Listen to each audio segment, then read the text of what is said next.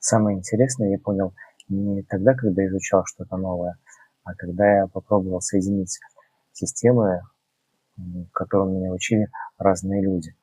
Например, один подход меня учил, как помогать человеку здесь и сейчас справляться с эмоциями, с негативными реакциями, которые вызывают эти эмоции. Другое обучение помогало работать с убеждениями, перепрошивать негативные убеждения и вместо них вшивать позитивные.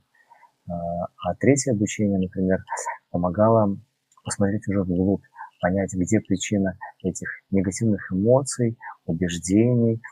И я, когда пытался это все осознать, я понял, что они вроде бы говорят о разном, но всегда приводят к одному и тому же вопросу.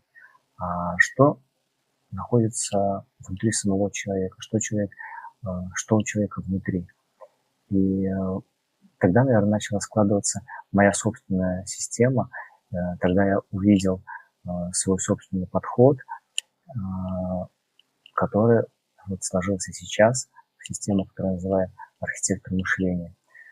Завтра я попробую очень простыми словами, без сложных терминов, рассказать, что я понимаю под архитектором мышления.